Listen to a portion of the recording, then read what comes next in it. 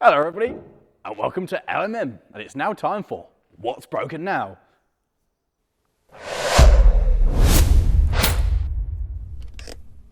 The first thing you might notice is things have moved around in the shed. But we'll get on to the big news of the fact the big yellow thing is indoors, and the fact that the big red thing works later. First off, we're going to look at the rest of my so-called operational fleet. The 106 remains as a half operational vehicle. We've done nothing with that. And the NX has joined it. 1 month after revealing it to you guys, it's broken. Yes, that's right, the Lawrie curse continues. Having worked flawlessly since Lemons that was shot in September, it's now got a 4-speed gearbox. It had been for a little while this month, just throwing itself out of fifth. And I took it on a bit of a road trip a couple of weeks ago to shoot a video for you guys that you'll see later on in the year. And about halfway through, it became clear that fifth was no longer an option. So I need to get that in here on the ramp, and we're going to do what everybody does the first time you have any kind of gearbox issues. We're going to change the gearbox oil and just see how many little pieces of metal are inside it, which I fear is going to be quite a lot, and I rather fear the gearbox has died. So, good news, the Lawrie curse has struck again. But the car is still driving, and I'm basically just got it as a 4-speed gearbox. You know, I don't do much motorway cruising when going to work, so far it's hanging on in there. The other thing that's died is the locomotive. We're on board my Ruston 48 number 294266 to do one of the regular winter startups. We're not going to go anywhere, it's not going to do anything, it's just to make sure everything is still diggity-boo. So we'll just turn it over and let her run for 10-15 minutes, warm herself up a little bit, and just enjoy the sounds of a Ruston 48. So without any further ado, we'll turn the master power on here and press the starter.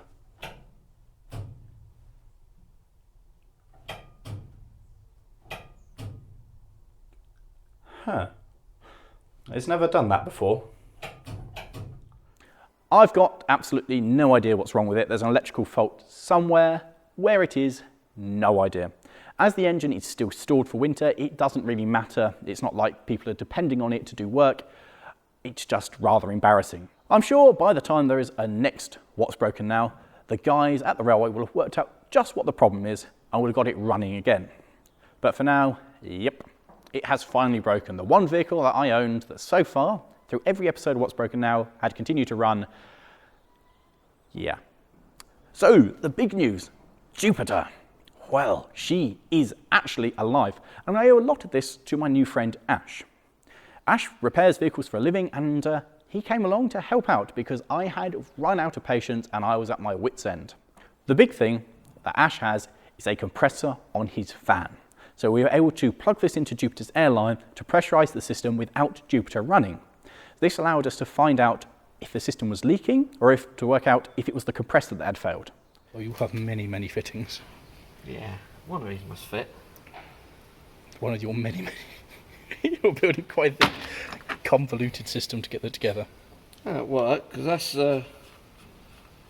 the right thread to go into the fire engine. Yeah. So I've got it down to one of these two. That will go into there. Now I just need one to go from there to there. Yep, no problems. Well, that is one hell of an adapter. So yeah, normally it gets up to about 80 psi and then it just stops. Yeah. And tank 1 moves a little tiny bit. Yeah. And then sits right there, and that's about as far as we go. And it turns out there was a leak. With Jupiter running, the noise of the engine meant you couldn't hear the air leak. So I can hear air coming out of this fit in here, and oh, well, that might explain the problem. That's okay. That's not meant to come off. Oh, I've got so much stuff in my eyes. I should have worn eye protection, but I was excited. This pipe here could be all of our issues because it was leaking from this. That is a terrible joint. Well, was it leaking from there because it wasn't actually connected to its fitting? Well, that's not a flush joint. If you can see that, that's a hastily. I wonder if this has been bodged. That does look a little bit bodged. That looks like it's been hacked at. Oh, they did take something off and hack something when they were trying to fix it before. So I wonder if that's what they bodged, because that definitely is a... But that could be the problem. Straight. Oh, exactly. That could be the problem, because if she's leaking air from there, that would explain why it's not charging this tank, because it's just running straight through. That could be it. That could be it. It could be working. Well bodged, doesn't it? Yeah, that's not how that's Shouldn't be able to supposed to slide be. that on like that. Well, yeah, so no wonder it didn't hold the air. And that would explain if that's why it's not charging itself, because it just keeps chucking it out. Yeah. I mean, this could be monumental. So that's what they should look like on that side. That's what it should look like. So do they normally like get clamped on or something? They're normally just push fits. You push one inside of it, Yeah. and you put another one over the top. And then when you do them up, squeeze it all together. Compresses it together. Yeah. Gotcha. Wow. So they're missing the one from the inside of that one, basically. They're missing most of it. Just it completely different to that one. So, test to see if we got any air coming out of tank 1. That would probably... Well, that sounds about the same, so that's probably that's probably it. That's probably that pipe. So that's charged. Yeah, that's charged now. But the sender will be further that way after the tank. So that means, from that point of view, yeah, fixed, kind of. Fish, sort of, bodged. Without the engine, soon found it. And it's one of the airlines after the air tank that wasn't charging. And I'd thought that I'd checked it the whole way along. But where it connects to go to the rest of the air system, it goes through the chassis, and it's quite high up, so you can't get your hand the whole way around. And it was leaking at the top. And in fact, when I gave it a tug, well, it just fell off. What's annoying is, to get to this stage, I had pulled absolutely everything off Jupiter. I'd pulled the 4-way valve off and disassembled that. So I've taken this thing off, which is revealed in here, and inside there are 2 of these tiny little things on springs. We're hoping that, because they're a bit grubby and everything in there was a bit grubby, that cleaning these up might actually restore this thing back to operational life, because there's literally nothing else it can be at this stage. I reassembled it, thinking it would work. No joy, which was very upsetting. I pulled all the airlines off and checked all of those. No idea. But thanks to Ash, we found the airline. I went back to my friends at Pertec and got them to make me up a new airline. So we'll replace that. So just replace that whole pipe with a bit of proper pipe. With a bit of proper pipe, yeah. That makes sense.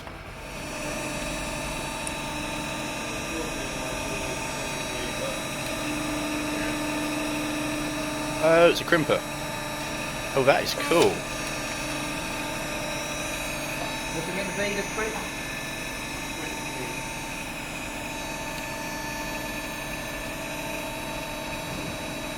22.7. So, underneath Jupiter, one new air pipe, which needs to go on to there. Like, oh, that's gone on. Just a little bit of our friends at Pertec. And they will be my biggest friends if this now works. And that has to loop round. Oh, I'm caught on a mud flap. And that up there. And that would be that. New airline, Jupiter fixed. Now, with the new airline installed, Jupiter was happy. Or so I thought. I turned it on, no air at all. And then I could hear the sound of air rushing out. And this is why there was a bodge in the 100 video special that you saw. Because there is a one-way valve, which is the bypass valve, that I'd asked Pertec to make me up a new one of to fit modern appliances. So if it breaks down again, or rather when it breaks down again, we can just plug in a modern airline to charge the brakes straight home. It also means that it now fits our compressor in the shed. So rather than turning it on and waiting for 5 minutes while it charges the air and poisoning us all with carbon monoxide and turning the shed into, well, making it foggy in here, we can now charge it up from the compressor and drive it straight out of the shed, which is good. Without the valve, however, you can't pressurize the air system. So thinking quickly, I took the old airline, gripped it with the mole grips and plugged it in, which was enough to drag it outside for the 100 video special. And since then, well, we've had her out a couple of times and so far, no problems. Still haven't found out where the diesel leak is, but I'm quite happy that the thing actually works. The other thing that you might have noticed is the fact that it now lives over there. So it's now parked straight, so it can go straight out the door rather than having to do this 90-degree turn, which is brilliant because I no longer need a banksman to try and shuttle it around to try and get it to where it lives. The other thing is I am very impressed with my parking because the gap that I've put it in is 2 meters and 15 centimeters wide. Jupiter is 2 meters and 10 centimeters wide, which means I have that much of play either side. I'm impressed with myself with that one. But she's pretty much there. Once we've found this diesel leak, which will be next week, hopefully, I dare say it, but she'll be okay. And then we can actually start taking her back out, giving her some proper runs, and hopefully taking her to shows where she might not break down. Frankly, at the moment, I have no confidence in the truck whatsoever.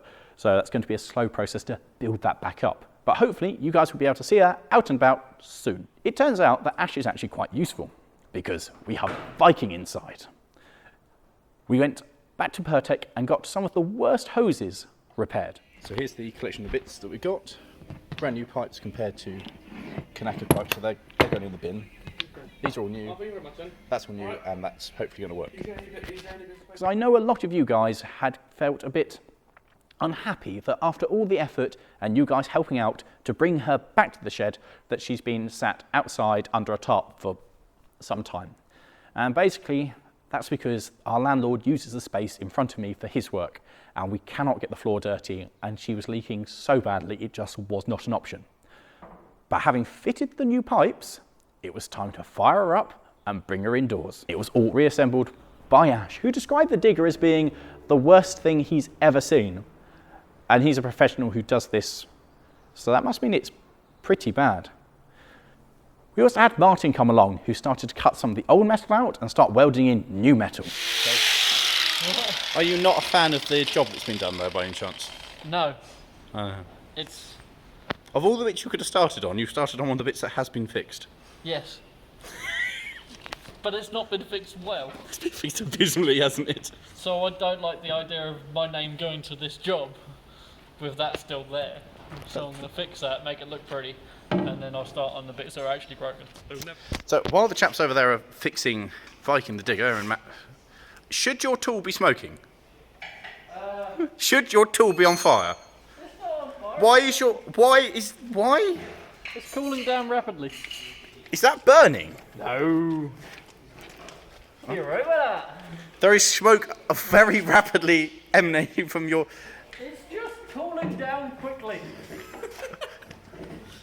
I think it's burnt. Oh, it still works. It's still on fire! It's on fire! It's...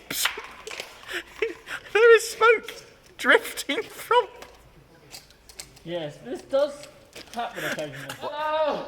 Why? What? Have you just put a hole in my cab? No, this was an existing hole. It's now bigger. But we got to destroy to make it better. What, like that? We've just got a hole in it now. Well, this is not my fault, right? I came up here with the thought that you were going to let me carry on with that.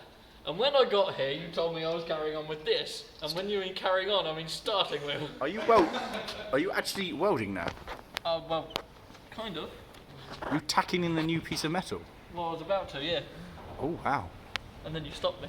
Well, get on with it. This is a glorious moment for film. Well, can you feel it melting? No, I can see the paint getting black. Oh, that happens too. There is a lot of smoke inside the cab, Mud. Well, Should I put the window that's up inside, should I put that down? I don't think that would help. Well, I was thinking rather so you don't weld it and break the glass. No, you're right. What oil goes in the back end? Yeah. Your welder's broke, mate. What do you mean the welder's broken? It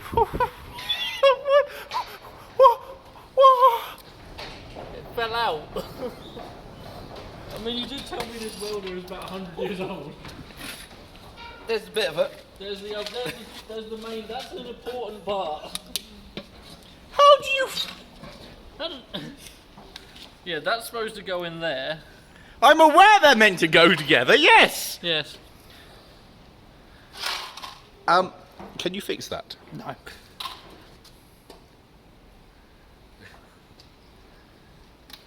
Welding done for today.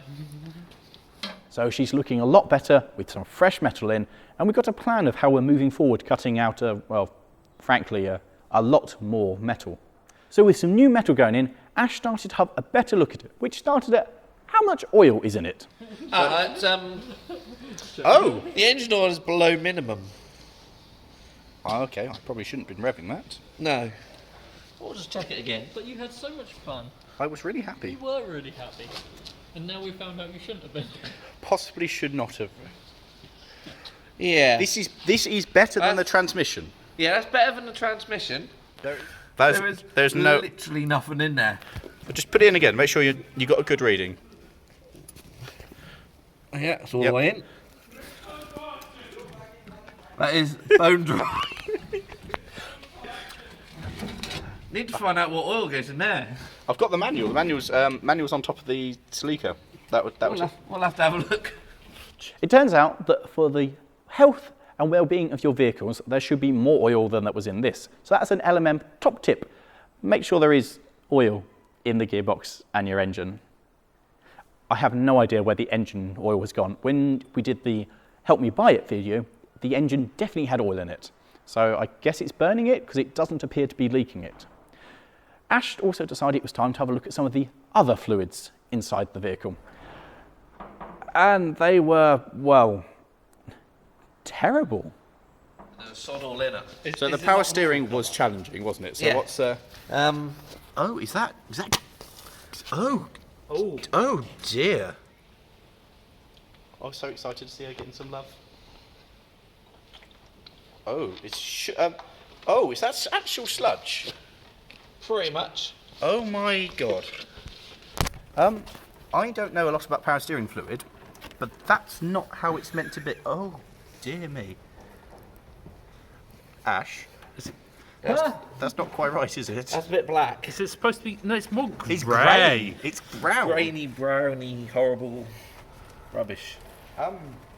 There's also not a lot in there. No, it's kind of drained itself already. Yeah, there's not a lot in there. No, that's never a good noise. What do you mean there's been an accident? Might want to drain it again. Why? Well, it ran for all of 5 seconds and it's black again. Oh. Oh, that's There's some in that system. I don't like the fact that you're so joyous about it either. You're allowed to be. You maybe actually you're both. Just think how many times we're going to have to drain the hydraulic system and get the gunge out of it. That's That's white. What? I saw in your last video that your hydraulic oil for this is white. It's not the right colour. There's not water in it. Look, we're sorting her now. Yeah. See, good people of the internet. This is what you help fund. This absolute, I want to say disaster. What now? Well, that doesn't really look like diesel. What's in? Oh, That's is that water? a lot of water and rubbish and stuff. Should we drain the tank? That isn't the best bit. It has no coolant in it. Just rust. That's fine. That's why it stays cool because there's no water to get hot. So that needs flushing out, and that needs taking off and cleaning. Oh. Oh, we need to put some engine oil in it before we start it up anymore. Yeah, that's probably good. We have now flushed and refilled the steering oil, and it turns out that the power assisted steering leaks, and so we need to adjust that. And we have flushed now twice the hydraulics, which involved having a look at just how bad the filters were. Yeah. Oh my god, that's vile in there. Yeah, you should have seen it come out, mate. Oh, that's the wrong colour for hydraulic oil. That's all I got out of it. Was that What is in my tray? Here. Is that all there is? That's all what come out of it. That probably explains why the rams don't go up very quickly. And that's still full. Oh, that's not right then. No. It's just, Is it gunked? yeah. Think, oh, is it broken?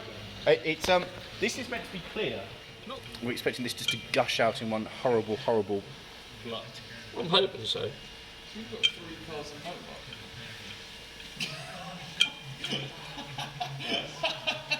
The more you look around, the worse it looks. Oh, oh, that is. That's Oh, bad. no wonder the hydraulics don't work very well. Are we? Problem. Are we Oh, hitting? it's Are we hitting critical mass? There's Yeah. not that much. There's very little left in that. Yeah, but it's all in here. Oh. Are you going to drain all of that? Yeah. Oh. Does this have a pouring angle? Any angle. Oh. Beautiful. Oh, that is not good. It looks like it was once clear. Oh, it smells rank as well. Do smell horrible. Oh, it smells like death. Machine death, particularly. Should it have yellow paint inside it? No. Because there's yellow paint. Should it have streaks of black inside it? No. It's got yellow got- paint and black. Oh yeah, there's a lot of flecks of paint in Should that. it have all of this inside? No, that shouldn't. That's bad, isn't it? Yeah. Why is there yellow paint in it? Like bits of other, I'll accept. Well, God. What? Oh Jesus! Wet. That might be why you got no hydraulics. Oh my dear mother of. good thing about the pressure washer, That's right? what's left of the innards of the other filter. Yeah. It's gone through and bunged this one up. Wow. That's alright, because that one's washable. That one's not. So this one can be cleaned and This put would back in. this would explain why we don't have much hydraulics. Yeah. Oh, that. It's a weld inside the tank. Oh. That's bad. That's kind of catastrophically bad. Well, at least the. Well, at least it didn't go in the hydraulic pump. Well, yeah. I mean, the filter's done its job, hasn't it? But The only reason I can think there's weld in there is it's. Oh my god. is this a new like? I don't want to say high because it's obviously not a high, but is this a new record for you? Yeah. Amazing. There's lots and lots of little bits.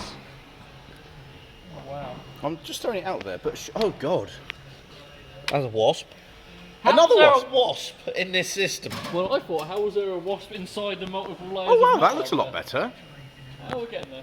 That's No, a no. nice patch. Well, I just need to get the settings on the welder right, and then we'll go. You've been saying that for about every time you've been coming up here. This is a small selection of what's come out of the tank. Oh god. Now, I'm no expert, but they're not meant to be in the tank, They're are not they? meant to be in the tank. And I have no idea how they've even got in the tank. I'm sorry, girl. That's been Do we hope they are just located to the tank and not I hope so, yeah. elsewhere? Because if they've gone through the pump had it. And the spool valve. And I do know a fact for the pump is a to get off. Yeah, because it's in there. Yeah, it's a. People have told me it's a job. Yeah, that's a front off job. Yay. So I'm hoping that's just in the tank. Now, I know you won't believe me, but it's strange.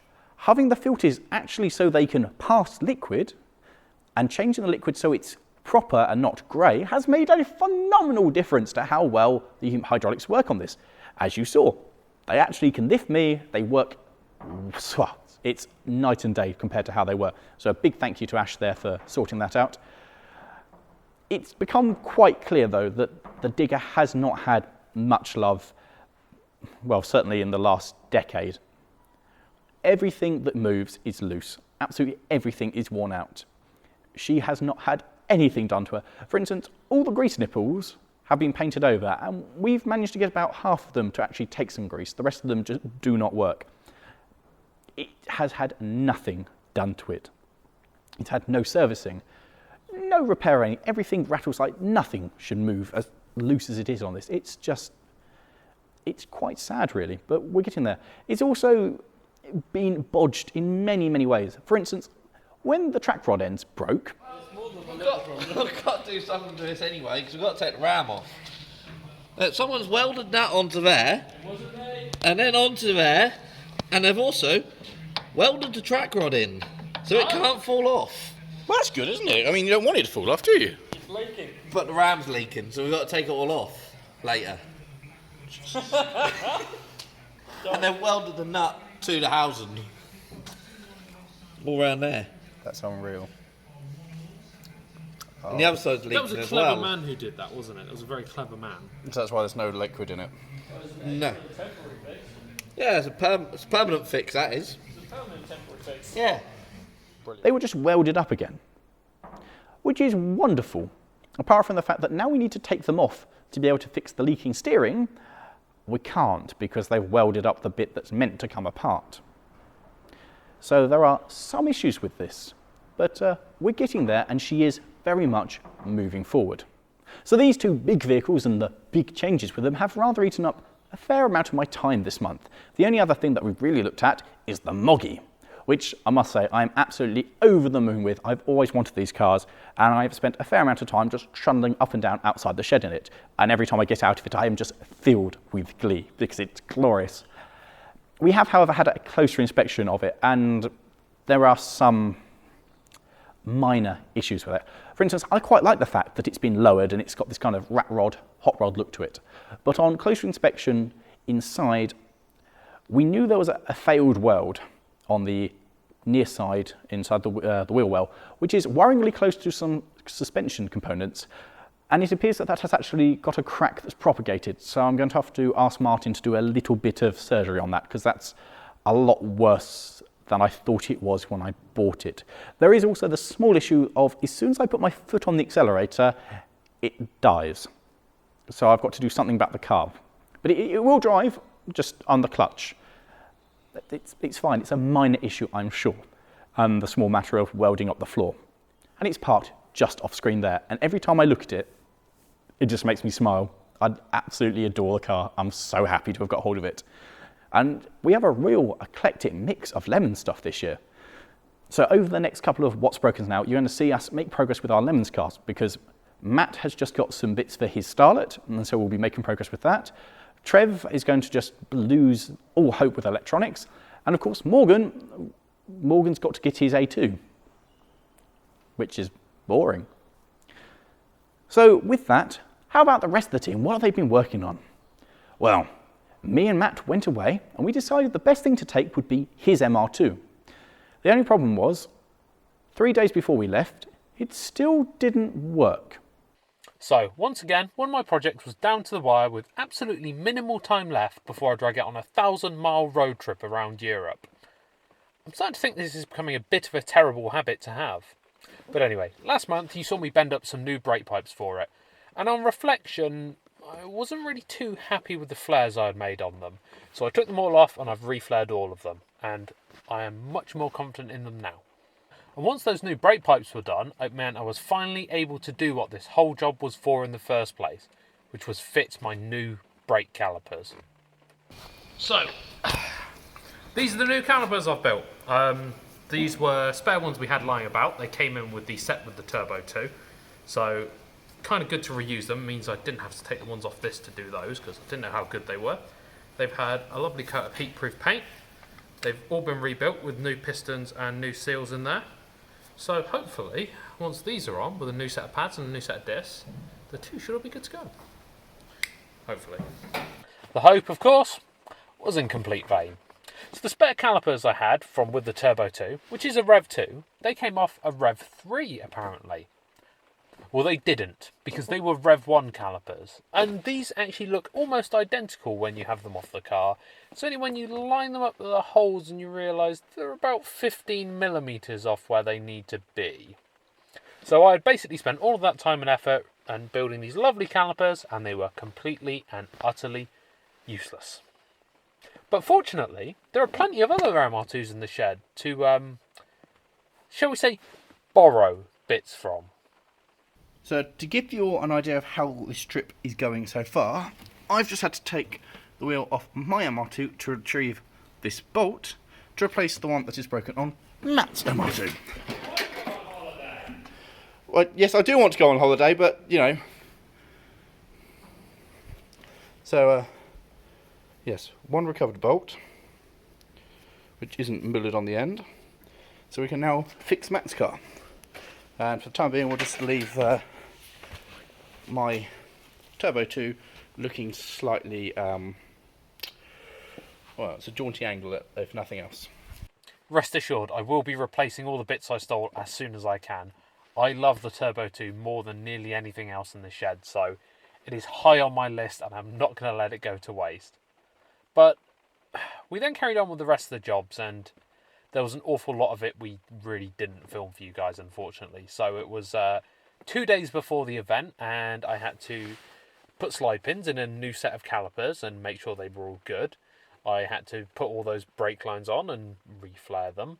We fitted new pads, we fitted new discs, we fitted new rubber hoses on the front. Literally the entire braking system on that car has been rebuilt. And that's in addition to obviously a normal service with your air filter, your oil, that kind of stuff. So, yeah, we did a lot which you guys didn't get to see, unfortunately. But all of that work meant it did actually pass its MOT. And the advisory list was about as long as my arm. But to be honest, I completely expected that. There was a lot of niggling things I really need to get done with this car, and eventually they will get done, hopefully sooner rather than later. But it's now back on track to being a healthy car again, and I cannot tell you how much I have missed this thing. Even with these grey skies and the terrible weather we've had the past few days in the UK, it's such a lovely car to be back in. I am so upset that I did not do this sooner. The car does now lift. And we shot a video on our little trip away, and I don't know when we'll release that, but at some point there will be a video of the adventure in the MR2. So Matt is very happy, and he's realising how much he missed driving the car. And it's made me realise how much I miss having my MR2 as well, because they are super, super cars. And Morgan had an exhaust blow on the Beamer, so he made use of the ramp. So, is that why it's leaking? Because it's already loose? Possibly, but I believe one of these was replaced in its last MOT, but the other one hadn't failed yet. But obviously it has now. It has failed now, so now it's good. So, that's the new gasket. Sorted, you can do this, no problem. Is that going in? One's in. Yeah. So, this 5-minute job, It's not been that long, to be fair. It's been one of your 5-minute jobs. 5-minute jobs are normally 5-minutey. I'm pretty sure your 5-minute jobs are still going on 6 months later. You may have a valid point with that. Is that it? How's the Turbo 2 coming? It's basically done, mate. It's basically done. It was basically done when you bought it. Yeah, I know. It was more done when you bought it. Yes, because how many bits of my car are now on your car? Several. Oh. With that sorted, there's just a couple other projects in the shed that we've done something to. Finally, I've got the starter motor back for Jeb, so we've reinstalled that and just connected it up to see if it would turn over. Is that my starter? That looks like a tiny different and brand new. That must be, but wow, that looks different. That's going to be expensive. Screwing that up, which I think I've cross-threaded. I'll try that again, because that's gone very tight. But by putting that back in, I've got the bolts back in there, the engager pin back there. Let's try and get that actually in. There we go, that felt better. That's on there. So I need to do that up, obviously. Nice and tight. But that is the starter back on Jeb. So that is one of its many problems now dealt with. So put a battery on it and see what happens. Yeah, should engage it and then get a read in there. Nope. No. So it's not the solenoid. Pass the other end across. There you go. Chase, see which was which. Right, that was fine. Yep. Right, push it down. So the Right, switch that works. Switch is working. So most likely Most likely that the solenoid has died solenoid has died. spontaneously. Yeah. We found out the solenoids died, so by doing a little bit of hot wiring, we managed to get the thing to turn over again. We reckon if we touch It's not, I just keep full, come on. just leave. I wanted to do that. Right, if we leave I wanna hold it this there. thing, we touch that to that, there should be... Lots of sparks. And that works. But And if we start now when it spins. push that in and do that...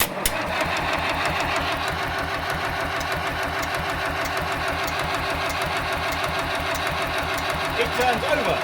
Yep. But it doesn't start. No, it doesn't start. Of course it doesn't. It won't start. The slightly worrying thing is we can turn the engine over by hand, which implies there is, well, no compression at all. And I don't know if you know this, guys, another top tip coming. Compression is quite important in engines, and you shouldn't be able to turn it over by hand. It really does mean for Jeb, we're happy that the engine's still turning, we're happy the starter works, but it is very much on the back burner for the foreseeable future. Whilst Ash was here, he had a look at some of the other vehicles, including Humpty the dump truck, remarking, I bet there'll be no gearbox oil, or it will be grey. Well, to be fair, the gears on this aren't that bad.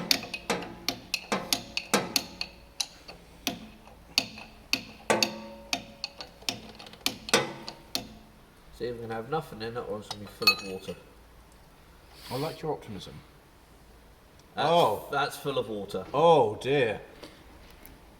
It's not supposed to be bubbly, is it? Oh. No, that's full of water. It gets in through the gear stick. So that's got to be drained and flushed. Yay! Yeah, let's put it back for a minute.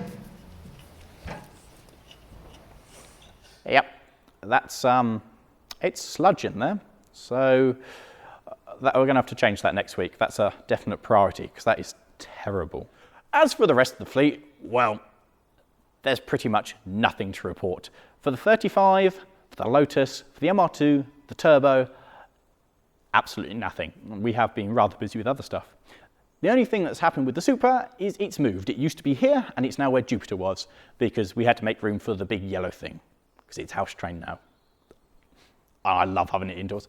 When it was in the scrapyard, it's worth pointing out it looked quite a small digger. Now it's inside the shed, it's an absolutely colossal beastie. So yeah, but it's indoors and there's going to be progress on it coming on for the next few months on What's Broken Now because Ash and Martin have a plan. Martin's drawn over it with bits that need to be cut out and welded in. So yeah, she should launch forward and get better, hopefully. So guys, that's it for this What's Broken Now. There has been some major progress for this big thing and the red thing, and I am very happy. I just need to concentrate on some of my daily vehicles. But we really hope you've enjoyed watching, guys. Please, if you haven't already, like, subscribe, share this video with your friends, and leave a comment. Let us know the support for the big yellow thing, and let us know how happy you are now you know the story behind the big red thing and why that's working again. In the meantime, guys, we've got a Discord if you want to get in contact with us. The link for that is in the video description.